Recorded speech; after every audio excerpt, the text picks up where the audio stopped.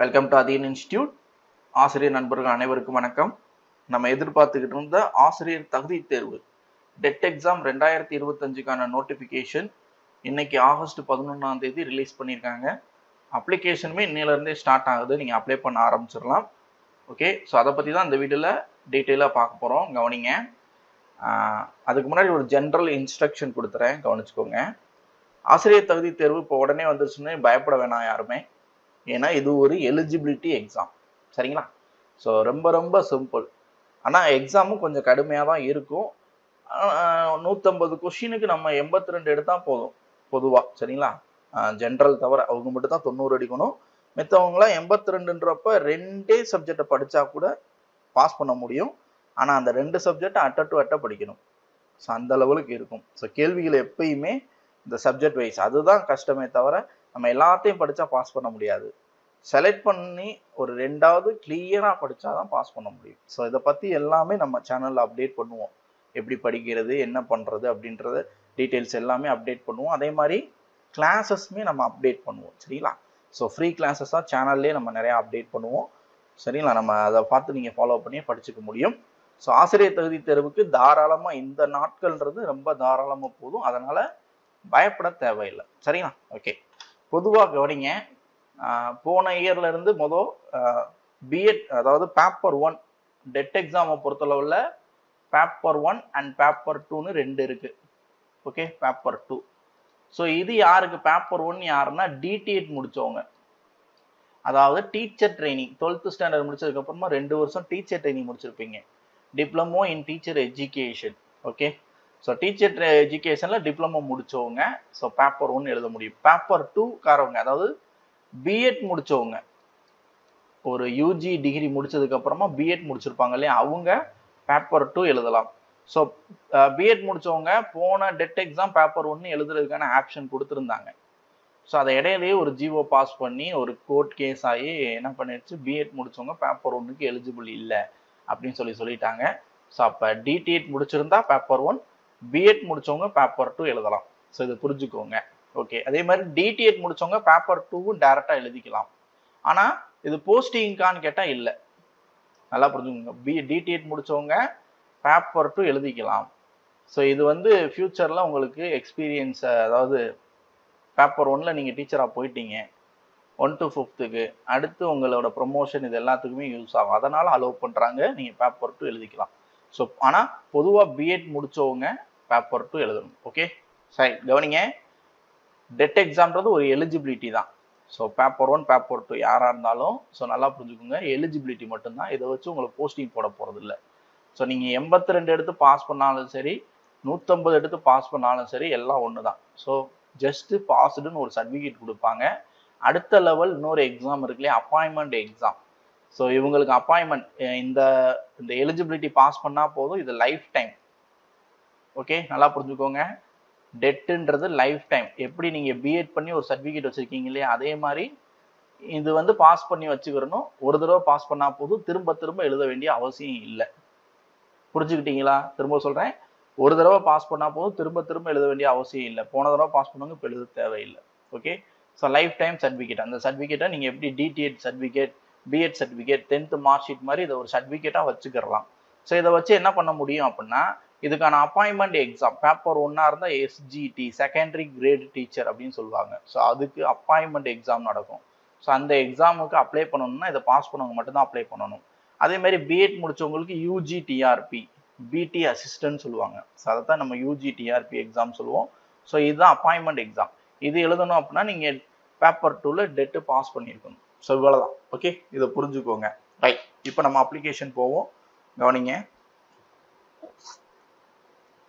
So exam important dates பாருங்க. Notification கொடுத்துருக்குது இன்னைக்கு தான், ஆகஸ்ட் 11, 2025. ஸோ ஆன்லைன் அப்ளிகேஷனுமே இன்னைக்கு டேட்டில் ஆகஸ்ட் 11 ஸ்டார்ட் ஆகிடுது. என்னைக்கு கம்ப்ளீட் ஆகுதுன்னா செப்டம்பர் 8 நெக்ஸ்ட் மந்த்து செப்டம்பர் 8 வரைக்கும் நீங்கள் ஆன்லைனில் அப்ளை பண்ணிக்கலாம். ஒன்லி ஆன்லைனில் மட்டும்தான் அப்ளை பண்ண முடியும். ஸோ 8 மணி ஈவினிங் 5 PM க்ளோஸ் ஆயிரும். So September 8 evening 5 PM close ஆயிரும். அதுக்கு மேலே அப்ளை பண்ண முடியாது. இன்கேஸ் ஏதாவது ப்ராப்ளம்னா எக்ஸ்ட்ரா டைம் கொடுப்பாங்க. ரைட், இப்போ செப்டம்பர் 8 வரை டைம் கொடுத்துருக்காங்க. எடிட் ஆப்ஷன் கவனிங்க. நீங்கள் அப்ளை பண்ணிட்டீங்க, 8ஓட முடிஞ்சிடும் அப்ளிகேஷன். அதுக்கப்புறம் அப்ளை பண்ண முடியாது. அப்ளை பண்ணதில் ஏதாவது கரெக்ஷன் இருந்துச்சு அப்படின்னா அது செப்டம்பர் 9லேருந்து செப்டம்பர் 11 வரை அதை ஏதாவது தப்பு பண்ணியிருந்தீங்கன்னா சேஞ்ச் பண்ணுறதுக்கு எடிட் ஆப்ஷன் கொடுப்பாங்க. ஸோ அது வந்து இந்த டேட்டில் எடிட் பண்ணிக்கலாம். ஸோ ஃபைனல் அப்ளிகேஷன் சப்மிட் பண்ணவங்க மட்டும்தான் இதை எடிட் பண்ண முடியும். அப்ளிகேஷன் உங்களுக்கு செப்டம்பர் 8லேயே கம்ப்ளீட் ஆயிடுது. Right, okay. So exam date கொடுத்துருக்காங்க பேப்பர் 1க்கு வந்து நவம்பர் 1 ஓகே நடக்கும்னு சொல்லியிருக்காங்க. இது வந்து ஒரு கன்ஃபார்மான டேட்டில் சேஞ்ச் ஆகிறதுக்கும் பாசிபிலிட்டி இருக்குது. ஓகே, கீழே மென்ஷன் பண்ணியிருக்காங்க பாருங்க. அதே மாதிரி பேப்பர் 2க்கு வந்து நவம்பர் 2 டே வந்து உங்களுக்கு எக்ஸாம் இருக்குன்னு சொல்லி கொடுத்துருக்காங்க. மார்னிங் தான். ஸோ நல்லா புரிஞ்சுக்கோங்க. இதுக்கு முன்னாடி ஆன்லைனில் இருந்துச்சு. ஆன்லைனில் இருக்கும்போது பேட்சஸாக பிரிச்சுருந்தாங்க. ஸோ இப்போ ஓஎம்ஆர்ன்றப்ப பேப்பர் 1க்கு அந்த மார்னிங்லேயே முடிஞ்சிடும், ஒரே நாளில் முடிஞ்சிடும். ஓகே, பேப்பர் 2க்கு அதே மாதிரி தான். ஓஎம்ஆரில் நீங்கள் என்ன பண்ணிக்கிறணும், சோசியல் சயின்ஸ் எல்லாருக்குமே சேர்த்து அன்னைக்கு ஒரே டேட்லேயே அன்னைக்கு எக்ஸாம் முடிஞ்சிடும். பேட்சஸாக பிரிக்க மாட்டாங்க. ஆன்லைனாக இருந்தால் தான் ஒரு 5 டேஸ்க்கு மார்னிங் அண்ட் ஆஃப்டர்நூன் நடந்திருக்கும். இது அப்படி கிடையாது, ஓஎம்ஆரில் தான் நடக்க போகுது. ஸோ அதனால் அன்னைக்கு 1 டேலேயே உங்களுக்கு கம்ப்ளீட் ஆயிடும். ரைட், ஏஜ் லிமிட்டை பொறுத்த லெவலில் ஸோ பொதுவாக இது ஒரு எலிஜிபிலிட்டி எக்ஸாம், அதனால் நோ அப்பர் ஏஜ் லிமிட். சரிங்களா, 18 வயசு முடிஞ்சிருந்தா போதும், நீங்கள் வாட்டில் அப்ளை பண்ணிக்கலாம். என்ன ஏஜாக இருந்தாலும் பரவாயில்ல. ஆனால் பொதுவாக தெரிஞ்சுக்கோங்க, இது பாஸ் பண்ணவங்க அப்பாயின்மெண்ட் எக்ஸாம் எழுதும்போது 53 ஃபார் ஜென்ரல், 58 இது யாருக்கு அப்படின்னா எல்லாருக்குமே BCM, MBC, SC, ST, so எல்லாருக்குமே 58 ஏஜ் லிமிட். ஸோ இது யாருக்கு சொன்னேன், அப்பாயின்மெண்ட் எக்ஸாம் மட்டும்தான். அப்போ தான். இப்போ இந்த டெட் எக்ஸாம்ன்றது ஒரு எலிஜிபிலிட்டி தான். ப்ரைவேட் ஸ்கூலில் ஒர்க் பண்ணுறவங்க, ஸோ எல்லாருக்குமே டெட் இனிமேல் தேவைப்படும். அதனால் இது யார் வேணால் எழுதிக்கலாம். ஏஜ்ன்றது இங்கே டெட் எழுதுறதுக்கு ஏஜ் லிமிட் கிடையாது, அப்பர் ஏஜ் லிமிட்ன்றது கிடையாது, யார் வேணால் எழுதிக்கலாம். ஓகே, புரியுதுங்களா? ஸோ 50ன்றது ஜென்ரல், இது அப்பாயின்மெண்ட் எக்ஸாமுக்கான ஏஜ் லிமிட், அதையும் தெரிஞ்சுக்கோங்க. ரைட், பார்ப்போம். அடுத்தது குவாலிஃபிகேஷன், எஜுகேஷனல் குவாலிஃபிகேஷன் பாருங்க. நான் சொன்ன மாதிரி பேப்பர் 1 இருந்தீங்க அப்படின்னா டிடிஎட் கம்ப்ளீட் பண்ணியிருந்தீங்கன்னா போதும். DTEd okay. ஸோ கவனிங்க, அதுலேயும் நிறைய பேருக்கு டவுட் இருக்கும். சார் டிடிஎட் இல்லைன்னா பிஎட் பண்ணுறவங்க என்ன டவுட் வரும் எல்லாருக்கும்? சார் நான் ஃபைனல் இயர் படிக்கிறேன், அப்ளை பண்ணலாமா அப்படின்னு கேட்பீங்க. கண்டிப்பாக அப்ளை பண்ணலாம். ஓகே, ஃபைனல் இயர்னா நான் லாஸ்ட் செமஸ்டர் சார் அப்படிலாம் இல்லை. ஃபஸ்ட் இயர் முடிச்சிட்டிங்க அப்படின்னாலே, டீச்சர் ட்ரைனிங்கோ இல்லை பிஎட்டோ ஃபஸ்ட் இயர் முடிச்சிட்டிங்க அப்படின்னாலே நீங்கள் அப்ளை பண்ணலாம் டெட் எக்ஸாமுக்கு. சரிங்களா? ஓகே, அதனால் அதை டவுட்டாக எடுத்துக்க வேணாம். ரைட், பாருங்கள். ஸோ ஜென்ரல் இன்ஸ்ட்ரக்ஷன் நீங்கள் 12th முடிச்சிருக்கணும், இல்லைன்னா அது இட்ஸ் ஈக்குவலன் அட்லீஸ்ட் 50%, 50% மார்க் கூட பாஸ் பண்ணியிருக்கணும். அதுக்கப்புறம் final year second year diploma in elementary education. So second year diploma பண்ணணும், இல்லை பாஸ் பண்ணவங்க இல்லை செகண்ட் இயர் படிக்கிறவங்களும் அப்ளை பண்ணலாம்னு சொல்லிட்டாங்க. ஸோ அவ்வளோதான். இதில் அவ்வளோதான், அதை தான் மாற்றி கொடுத்துருப்பாங்க. ஸ்பெஷல் எஜுகேஷன் முடித்தவங்க, இதே டிப்ளமோவில் ஸ்பெஷல் எஜுகேஷனில் முடித்தவங்க, ஸோ ஆஃப்டர் அப்பாயின்மெண்ட் ஆனதுக்கப்புறம் நேஷனல் கவுன்சில் என்ன சொல்லியிருக்கு அப்படின்னா 6 month ஒரு ஸ்பெஷல் ப்ரோக்ராம் படிச்சிருக்கணும். எலமெண்ட்ரி எஜுகேஷனில் அவங்க பண்ணுவாங்க, அதில் படிக்கணும் அப்படின்ற மாதிரி சொல்லியிருக்காங்க. Okay, right. அப்போ டிடிஎட் ஸ்பெஷல் எஜுகேஷனுமே பேப்பர் 1க்கு அப்ளை பண்ணி எழுதிக்கலாம், அவ்வளோதான். இப்போ அடுத்து கவனிங்க. ஸோ டிடிஎட் ஆர் எலமெண்ட்ரி எஜுகேஷனில் டிப்ளமோ முடித்தவங்க வேறு ஸ்டேட்காரவங்க, அதர் ஸ்டேட், நல்லா புரிஞ்சுக்கோங்க, அதர் ஸ்டேட், தமிழ்நாடுக்கு அதர் ஸ்டேட்டில் இருக்கவங்க அப்ளை பண்ணுறதாக இருந்தால் எவாலுவேஷன் சர்டிஃபிகேட் வேணும். ஓகே, எவாலுவேஷன் சர்டிஃபிகேட் நீங்கள் சப்மிட் பண்ணணும். ரைட். ஸோ அவ்வளோதான், இது ஃபுல்லாமே ஜென்ரல் இன்ஸ்ட்ரக்ஷன். ஸோ அடுத்து போயிடலாம். ஃபைனல் இயர் படிக்கிறவங்க அப்ளை பண்ணி எழுதலாம்னு சொன்னேன் இல்லையா? ஆனால் உங்களுக்கு டெட் சர்டிஃபிகேட் எப்போ கொடுப்பாங்க, நீங்கள் டெட்டு பாஸ் பண்ணாலும் சர்டிஃபிகேட் எப்போ கொடுப்பாங்க அப்படின்னா நீங்கள் காலேஜ் கம்ப்ளீட் பண்ணதுக்கு அப்புறமா தான் உங்களுக்கு கொடுப்பாங்க. சரிங்களா? ஸோ அதை தான் இன்ஃபார்ம் பண்ணியிருக்காங்க, வேறு ஒன்றும் இல்லை. ரைட், மிச்சம் எல்லாமே நம்ம பார்த்தது தான். ஓகே, மார்க் பொறுத்த லெவலில் ஸோ அதை அடுத்து பார்த்துக்கலாம். இப்போ அடுத்தது பேப்பர் 2. ஸோ பேப்பர் 2 பாருங்க. பேப்பர் 2ன்றது யார் அப்படின்னா 6th ஸ்டாண்டர்டில் இருந்து 8th standard teachers. Okay, so என்ன டீச்சர்ஸ் அப்படின்னா இது ஃபுல்லாகவே சப்ஜெக்ட் வைஸ் போயிடும். Tamil, English, language teachers other then other subject. Science teacher, maths teacher, social teacher இருக்காங்களே, ஸோ அவங்க எல்லாருக்குமே. ஸோ இவங்க வந்து ஒரு டிகிரி முடிச்சிருக்கணும், UG, graduation and passed or appearing final year. நல்லா புரிஞ்சுக்கோங்க, கிராஜுவேஷன் முடிச்சிருக்கணும் அது தனியாக. அது போக final year diploma in elementary education, அந்த இல்லையா DTET முடிச்சவங்க அப்ளை பண்ணிக்கலாம்னு. ஸோ அவங்களுக்கு மென்ஷன் பண்ணி கொடுத்துருக்காங்க. ரைட், அதே மாதிரி நீங்கள் டிகிரி முடிச்சு அட்லீஸ்ட் 50% மார்க்கோட நீங்கள் பிஎட் பேச்சுலர் இன் எஜுகேஷனில் பாஸ் பண்ணியிருந்தாலும் சரி, இல்லை ஃபைனல் இயர் படித்தாலும் சரி, ஸோ நீங்கள் அப்ளை பண்ணலாம். டிகிரி முடிச்சுட்டு பிஎட் பண்ணுறவங்க இல்லை பிஎட் முடித்தவங்க, பிஎட்டில் second year or BEd complete பண்ணுவாங்க அப்ளை பண்ணலாம். ஓகே, ஸோ மிச்சம் எல்லாமே அதே மாதிரி தான், ஈக்குவலன்ட் குவாலிஃபிகேஷன். சில காலேஜஸில் பிஏ தனியாக பிஎட் தனியாக படித்தா 5 வருஷம் ஆகும். சில காலேஜஸில் இப்போ என்ன ஆஃபர் பண்ணுறாங்க அப்படின்னா பிஎஸ்சி எஜுகேஷன் அப்படின்னு ஒரே கோர்ஸாக 4 வருஷமாக கொடுக்குறாங்க. ஸோ அந்த மாதிரி படித்தவங்களும் அப்ளை பண்ணலாம். ஸோ அதே மாதிரி BA education, BA with education படிக்கிறவங்க, ஸோ அதுவுமே 4 வருஷம், ஸோ அவங்களும் அப்ளை பண்ணிக்கலாம். ரைட், அதே மாதிரி பிஎட்ல ஸ்பெஷல் எஜுகேஷன் முடித்தவங்களும் அப்ளை பண்ணிக்கலாம். அடுத்து எக்ஸாம் பற்றின டீட்டெயில்ஸ் பாருங்கள். 150 questions, multiple choice question, 4 ஆப்ஷனோட 150 question இருக்கும். 150 கொஸ்டின் இருக்கும். 3 மணி நேரம் டைம்.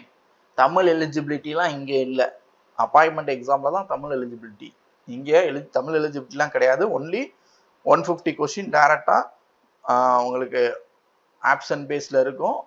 4 ஆப்ஷனில் ஒன்று சூஸ் பண்ணுற மாதிரி. ஓகே, 3 மணி நேரம் டைம் இருக்குது, 3 ஹவர்ஸ் டைம். நான் சொன்ன மாதிரி OMR பேஸ்டு எக்ஸாமினேஷன். ரைட்லா, பேப்பர் 1 இருந்தால் சைக்காலஜிலேருந்து 30 கொஸ்டின். ஸோ அந்த கொஸ்டின் எப்படி இருக்கும் அப்படின்னா தமிழ் அண்ட் இங்கிலீஷ் ரெண்டுலேயுமே இருக்கும். கேள்விகள் வந்து தமிழ்லேயும் இருக்கும், இங்கிலீஷ்லேயும் இருக்கும்.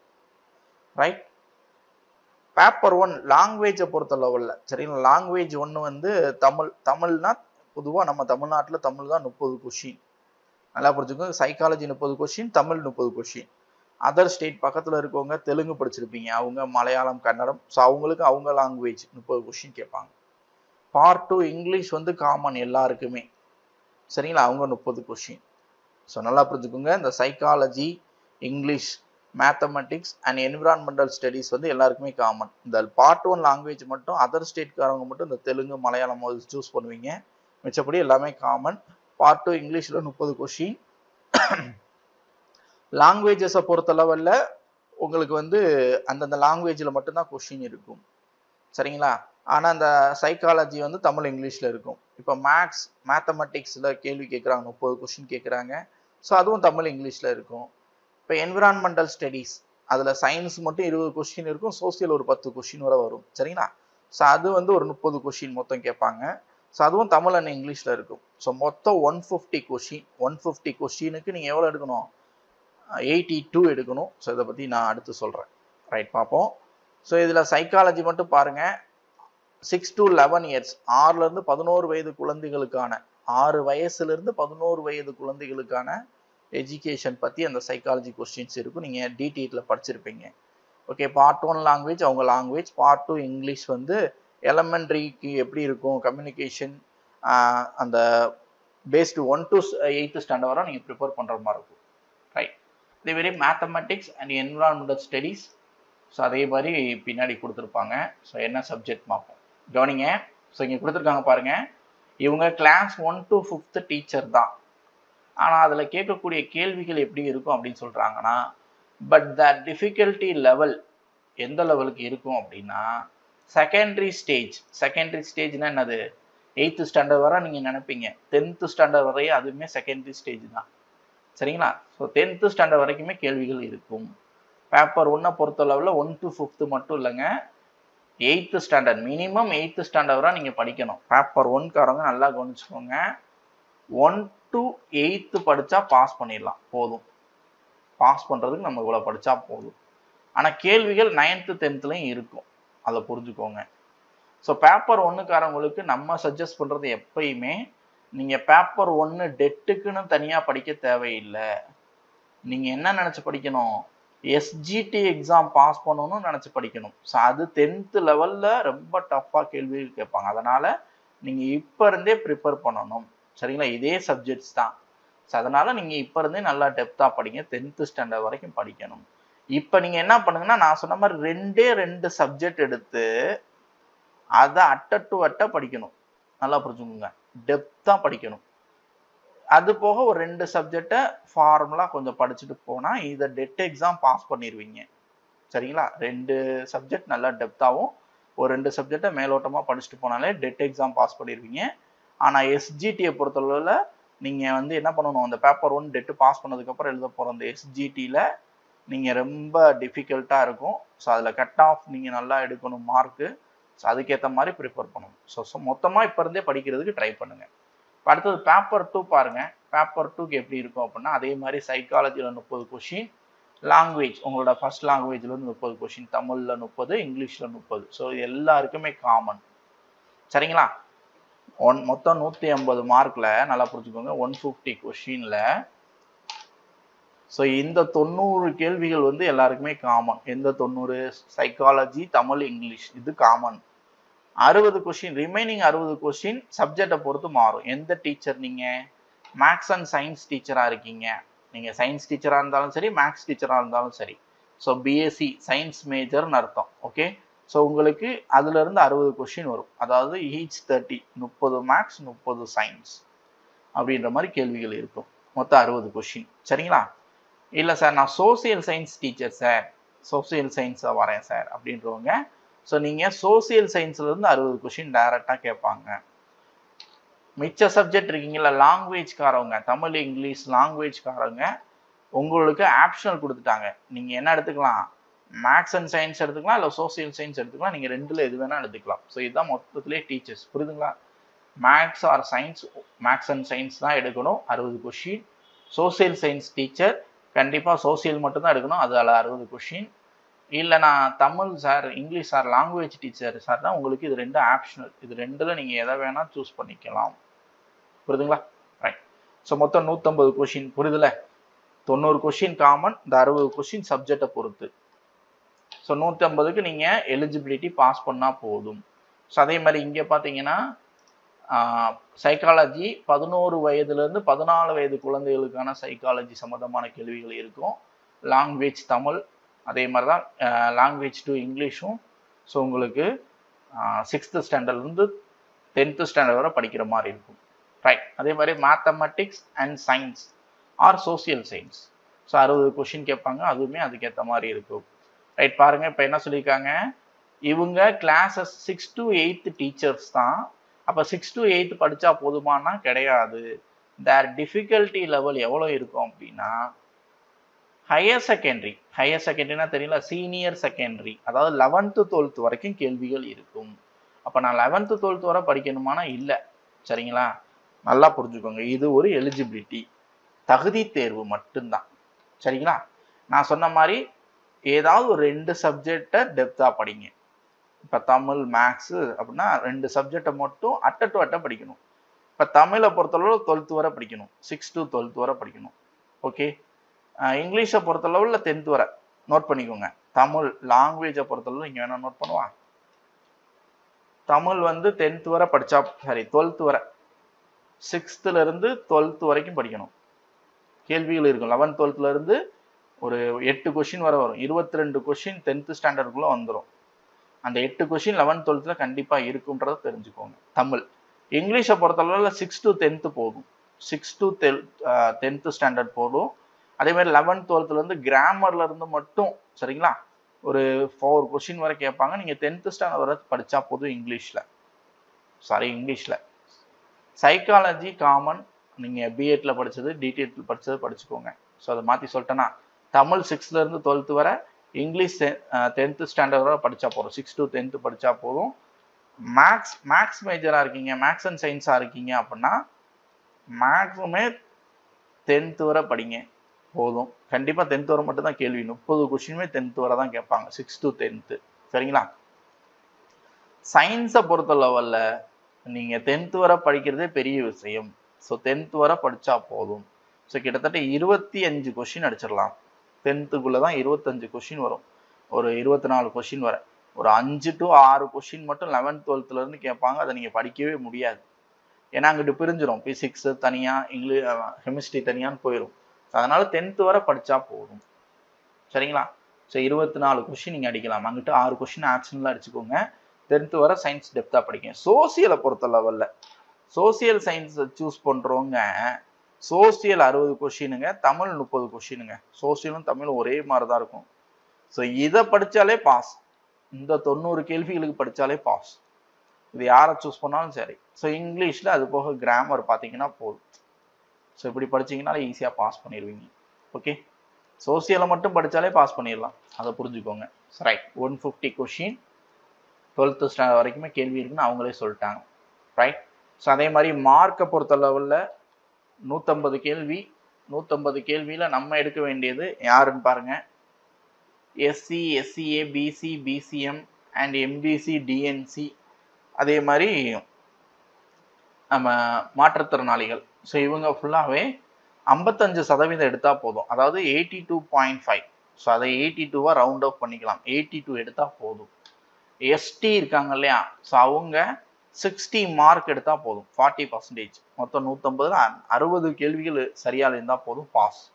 ஜென்ரல் மிச்சம் எல்லாருமே 90. மிச்சம் யாரு? ஜென்ரலில் வரக்கூடியவங்க ஓசி, எஃப்சி. ஸோ அவங்க ஃபுல்லாகவே 90 மார்க்ஸ் எடுத்தால் தான் பாஸ். ஸோ இது ஒரு எலிஜிபிலிட்டி மட்டும்தான், அதை புரிஞ்சுக்கோங்க. ரைட். ஸோ இது ஒரு ஒன் டைம் சர்டிஃபிகேட். இங்கே சொல்லிட்டாங்க பாருங்க, இது ஒரு ஒன் டைம் சர்டிஃபிகேட். ஸோ இதை நீங்கள் பாஸ் பண்ணிட்டா போதும். ரைட். மினிமம் குவாலிஃபிகேஷன் நீங்கள் பாஸ் பண்ணியிருந்தா போதுன்றது அவ்வளோதான். ஓகே, அடுத்து அப்ளிகேஷன் அப்ளை பண்ணுறதுக்கு உங்கள்கிட்ட என்னென்ன இருக்கணும் அப்படின்றத பாருங்கள். ஃபஸ்ட்டு முக்கியமானது பேப்பர் 1 இருந்தாலும் பேப்பர் 2 இருந்தாலும் தனித்தனியாக அப்ளை பண்ணணும். சார் டிடிஎட் பண்ணியிருக்கேன், நான் பிஎட் பண்ணியிருக்கேன்னா ரெண்டையும் தனித்தனியாக அப்ளை பண்ணணும். பேப்பர் 1க்கு தனியாக, பேப்பர் 2 தனியாக அப்ளை பண்ணி தனியாக ஃபீஸ் பே பண்ணணும். ஓகே, உங்கள்கிட்ட recent passport size photo, colour passport size photo இருக்கணும். ஸோ அதை வந்து ஃபார்மெட், இந்த ஃபார்மெட்டில் வச்சுக்கோங்க. அப்ளை பண்ணும்போது அதோட சைஸ் வந்து 20 to 60 கேபிக்குள்ளே இருக்கணும். சரிங்களா? Passport size photo. ஒரு ஒயிட் பேப்பரில் உங்களோட சிக்னேச்சர் சைன் பண்ணி அதையும் ஃபோட்டோவாக அப்லோட் பண்ணணும். ஸோ இந்த ஃபார்மெட்டில். ஸோ அதோட சைஸ் 10 to 30 கேபிக்குள்ளே இருக்கணும். ஸோ ஃபோட்டோ அண்ட் சிக்னேச்சர் ரொம்ப முக்கியம். ரைட். அடுத்தது உங்களோட மொபைல் நம்பர், இமெயில் ஐடி ரெண்டுமே ரொம்ப முக்கியம். இதை மாற்ற முடியாது கடைசி வரைக்கும். ஃபஸ்ட்டு நீங்கள் கொடுத்துட்டிங்கன்னா அவ்வளோதான். ஓடிபிலாம் வெரிஃபை பண்ணும். So email ID, mobile number, ஏன்னா இதில் மட்டும்தான் உங்களை கான்டாக்ட் பண்ணுவாங்க. இல்லைன்னா நீங்கள் ஆன்லைனில் ஃபாலோ பண்ணலாம் நம்ம டிஆர்பி வெப்சைட்டை. வேறு எந்த தபாலோ எப்படியோ வராது. ஸோ எல்லாத்தையுமே நீங்கள் உங்கள் மொபைல் தான் மெசேஜஸாக வரும். ரைட். ஸோ அதனால் இதை தான் நீங்கள் ஃபாலோ பண்ணி இதை கரெக்டாக கொடுத்துடணும். ரைட். அடுத்தது பாருங்கள், எக்ஸாம் வந்து நீங்கள் அப்ளை பண்ணுறது 8/9/2025 வரைக்கும் ஈவினிங் 5 PM வரைக்கும் அப்ளை பண்ணலாம். அப்லோடிங் டாக்குமெண்ட்ஸ் என்னென்ன வச்சுருக்கணும் அப்ளை பண்ணுறதுக்கு? 10th மார்க் ஷீட் இருக்கணும், 12th higher secondary mark sheet இருக்கணும். ஸோ இது ரெண்டுக்கும் மார்க் ஷீட் மட்டும்தான் போதும், அவ்வளோதான். அதே மாதிரி டிடிஎட் முடித்தவங்க அதுக்கான mark sheet, okay, mark sheet வச்சுருக்கணும். Consolidated mark sheet first year second year ரெண்டுக்கும் சேர்த்த மாதிரி ஒரே மார்க் ஷீட்டாக கொடுத்துருப்பாங்க. அதை தான் அப்டேட் பண்ணுற மாதிரி இருக்கும். இல்லை சார், நான் எலிமெண்ட்ரி எஜுகேஷனில் பேச்சுலர் டிகிரி பண்ணேன் 4 வருஷ கோர்ஸ் அப்படின்னா, ஸோ டிகிரின்னு வந்துட்டாலே மார்க் ஷீட் இருக்கணும். கன்சால்டேட் மார்க் ஷீட், அதாவது எல்லா எக்ஸாம் எல்லா செமஸ்டர் எழுதுன ஒரே மார்க் ஷீட்டாக இருக்கும் இல்லையா, எல்லா செமஸ்டருக்கான மார்க் என்டர் பண்ணி, ஸோ அந்த மார்க் ஷீட் அப்டேட் பண்ணணும். டிகிரி அதே மாதிரி டிகிரி சர்டிஃபிகேட் ஆர் ப்ரொஃபஷனல் ரெண்டில் ஏதாவது ஒன்றாவது அப்டேட் பண்ணணும். ரெண்டில் ஏதாவது ஒன்று கண்டிப்பாக இருக்கணும். ஸோ காலேஜஸ் நல்லா புரிஞ்சுக்கோங்க, 10th 12th மார்க் ஷீட் மட்டும் போதும். இப்போ டிகிரின்னு வந்துட்டா மார்க் ஷீட்டும் இருக்கணும், degree certificate or professional certificate ரெண்டில் ஏதாவது ஒன்று இருக்கணும். ஸோ அதே மாதிரி தான் நீங்கள் BA with education, BSc with education பண்ணியிருக்கீங்க அப்படின்னா consolidated mark sheet, degree certificate or professional certificate ரெண்டில் ஏதாவது ஒன்று. ஸோ அதே மாதிரி பேப்பர் 2ன்றப்ப யூஜி டிகிரி முடிச்சிருப்பீங்க. ஸோ அப்போ அதுக்கான 6 செமஸ்டருக்குள்ளே அது எல்லாத்தையும் சேர்த்து ஒரே மார்க் ஷீட்டாக இருக்கும் இல்லையா, அந்த mark sheet degree certificate. Okay, இல்லைன்னா ப்ரொஃபஷனல் சர்டிஃபிகேட் ரெண்டில் ஏதாவது ஒன்று, degree or professional mark sheet compulsory. அதே மாதிரி பிஎட்டோட mark sheet degree certificate. Okay, so இது போக பொதுவானது கம்யூனிட்டி சர்டிஃபிகேட் அப்டேட் பண்ணணும். ஸோ மாற்றுத்திறனாளிகள் உங்களுக்கான அந்த சர்டிஃபிகேட்டை அப்டேட் பண்ணணும். ஸோ எக்ஸாமினேஷன் ஃபீ எவ்வளோ வரும் அப்படின்னா 600. இது யாருக்குன்னா எல்லாருக்குமே, இவங்களை தவிர எஸ்சி எஸ்சிஏ எஸ்டி அண்ட் மாற்றுத்திறனாளிகள். ஸோ இவங்களை தவிர மிச்சம் எல்லாருக்குமே 600. ஸோ இவங்களுக்கு மட்டும் 300. நான் இப்போ சொன்னேன் எஸ்சி எஸ்சிஏ அண்ட் எஸ்டி மாற்றுத்திறனாளி இவங்க எல்லாருக்குமே 300 மட்டும் ஃபீஸ் பே பண்ணணும். ரைட். அதே மாதிரி பேப்பர் 1க்கு தனியாக பேப்பர் 2க்கு தனியாக செப்பரேட்டாக ஃபீஸ் பே பண்ணணும். அதே மாதிரி ஆன்லைன் மோடில் மட்டும்தான் பே பண்ணணும். நெட் பேங்கிங்னாலும் சரி, இல்லை கிரெடிட் கார்டில் பே பண்ணாலும் சரி, இல்லை டெபிட் கார்டில் பே பண்ணாலும் ஆப்ஷன் இருக்குது, பண்ணிக்கலாம். நெட் பேங்கிங் நீங்கள் ஆஃப்லைனில் பே பண்ண முடியாது. சார் நான் டிடி அனுப்புகிறேன், இல்லைன்னா போஸ்ட் ஆஃபீஸ் மூலமாக பே பண்ணுறேன்னா அது not accepted. Okay, online payment மட்டும்தான் எலிஜிபிள். ஓகே, ஸோ அவ்வளோதான். ஸோ இதுதான் ஜென்ரல் இன்ஸ்ட்ரக்ஷன் எல்லாமே கொடுத்தாச்சு. ரைட். எக்ஸாமினேஷன் டீட்டெயிலை பொறுத்த லெவலில் உங்களுக்கு ஹால் டிக்கெட் எல்லாமே நீங்கள் ஆன்லைனில் ஃபாலோ பண்ணணும் நம்மளோட வெப்சைட்டை. அதே மாதிரி உங்களோட ரெஜிஸ்டர்ட் மொபைல் நம்பருக்கும் கொஞ்சம் இன்ஃபார்ம் பண்ணுவாங்க ஹால் டிக்கெட்டை பப்ளிஷ் பண்ணிட்டோன்னு. சரிங்களா? ரைட். எக்ஸாமினேஷன் ரிசல்ட் வந்து நம்ம ஆன்லைனில் பார்த்துக்கலாம். எல்லாமே ஆன்லைன் தான். Centre of examination, so district வந்து நீங்கள் அப்ளிகேஷன் அப்ளை பண்ணும்போதே அதை செலக்ட் பண்ணுற மாதிரி இருக்கும்.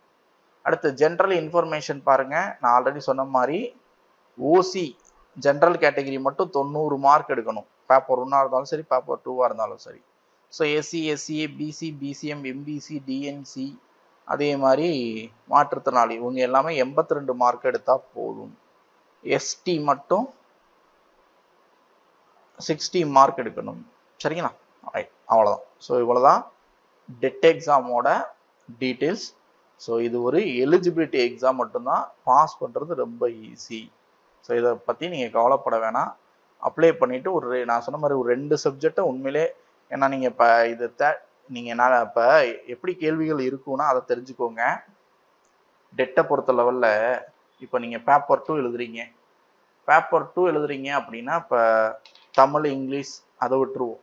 இப்போ மேக்ஸ் அண்ட் சயின்ஸ் இருக்கீங்க. மேக்ஸில் 30 கேள்வி கேட்குறாங்கன்னா கிட்டத்தட்ட 24 கொஸ்டின் தான் எல்லாருமே அடிக்கிற மாதிரி இருக்கும். 6 கொஸ்டின் அந்த டீச்சர்ஸ், அந்த மேக்ஸ் டீச்சருக்கு மட்டுமே தெரிஞ்ச லெவலுக்கு இருக்கும். ஓகே, ஸோ அதே மாதிரி சயின்ஸும் 30 கேட்குறாங்க அப்படின்னா அதுவும் அங்கேயும் அப்படித்தான். சரிங்களா? இப்போ சோசியல் சயின்ஸை பொறுத்தளவு ஓப்பனாகவே இருக்கும். 60 கொஸ்டின் இருக்குன்னா நீங்கள் தாராளமாக 55 கொஸ்டின் வரை எல்லாருமே அடிக்கலாம், அந்த அளவுக்கு படிச்சிட்டிங்க அப்படின்னா. ஸோ இதை நீங்கள் படிக்கணும். இப்போ நான் மேக்ஸில் 30 அவுட் ஆஃப் 30க்கு நான் 25க்கு மேலே 25+ எடுக்கணும் அப்படின்னா 6th-லேருந்து 10th வரைக்கும் நான் என்ன பண்ணணும்னா ஒரு பேஜ், ஒரு பக்கம், ஒரு லைன் விடாமல் படிச்சிருந்தா மட்டும்தான் எடுக்க முடியும். ஸோ இது எல்லா சப்ஜெக்ட், இப்போ நான் மேக்ஸ் டீச்சராக இருக்கேன் அப்படின்னா தமிழையும் அப்படி படிக்க முடியுமா? தமிழ், இங்கிலீஷ், சரிங்களா, psychology, maths and science, so இது எல்லாத்தையும் அப்படி படிக்க முடியுமானா கண்டிப்பாக யாராலையும் முடியாது. சரிங்களா? ஸோ அப்போ தான் நம்ம என்ன சொல்கிறோம் அப்படின்னா சூஸ் எனி 2 சப்ஜெக்ட். ஸோ எக்ஸாம்பிளுக்கு நான் சயின்ஸ் மேஜராக செலக்ட் பண்ணியிருக்கேன். சரிங்களா? எனி 2 சப்ஜெக்டை மட்டும்தான் உங்களால் அப்படி படிக்க முடியும். ஸோ எக்ஸாம்பிளுக்கு நான் தமிழை சூஸ் பண்ணுறேன். 30 கேள்வினா 6th to 12th ஸ்டாண்டர்ட் தமிழில் நான் டெப்த்தாக இருக்கணும். அப்போ தான் நான் 30க்கு 27க்கு மேலே எடுக்க முடியும். ஓகே, அதே மாதிரி இப்போ மேக்ஸை சூஸ் பண்ணுறேன்னு நான் சொன்ன மாதிரி 25+ எடுக்கணும் அப்படின்னா 6th to 10th டெப்த்தாக அட்டை நான் படிச்சிருக்கணும், ஒரு வரி விடாமல். ஸோ அப்போ தான் நான் 25+ எடுக்க முடியும். ஓகே, ஸோ சயின்ஸு சொல்லவே வேணாம். 10th வரை நீங்கள் படித்தாலே 24 கேள்வி தான் வரும். ஸோ 20க்கு மேலே தான் உங்களால் எடுக்க முடியும். ஏன்னா அது 4 சப்ஜெக்டாக பிரிஞ்சதில்ல, ஃபிசிக்ஸ், கெமிஸ்ட்ரி, பாட்னி, சுவாலஜின்னு. ஸோ சயின்ஸு ரொம்ப கஷ்டம். ஸோ இந்த மாதிரி பிரிக்கும் போது ஏதாவது 2 தான் உங்களால் டெப்த்தாக படிக்க முடியும். ஸோ அதுக்கு சப்போர்ட்டிங்காக இன்னும் 2 சப்ஜெக்டை டெப்த்தாக படிக்கிறதுக்கு முயற்சி பண்ணுங்கள். சப்போர்ட்டிங்காக ஒரு 2 சப்ஜெக்ட், இப்போ இங்கிலீஷ் இருக்குன்னா கிராமர் மட்டும், ஸோ அந்த ரெண்டை நான் நல்லா படிச்சிட்டேன் அப்படின்றப்ப இங்கே கிராமர் மட்டும் படித்தா போதும். சைக்காலஜி ஒரு மெட்டீரியல் இருக்கும், இல்லை காலேஜ் புக் இருக்கும். ஸோ அதை மட்டும் நான் ஓரளவுக்கு படிச்சுட்டு போனால் போதும். ஏன்னா சைக்காலஜி என்ன படித்தாலும் 20 கொஷினுக்கு மேலே அடிக்க முடியாது. சரிங்களா? ஸோ இப்படி உங்கள் இதுக்கு பார்த்துக்கோங்க. நான் சொன்ன மாதிரி 2 சப்ஜெக்டை சூஸ் பண்ணியிருக்கீங்க இல்லையா, அதை டெப்த்தாக படித்தா 55 கொஷின் அடிக்க முடியும். ஸோ அதோட இங்கிலீஷ் கிராமர் மட்டும் படித்தா ஒரு 15 கொஸ்டின்.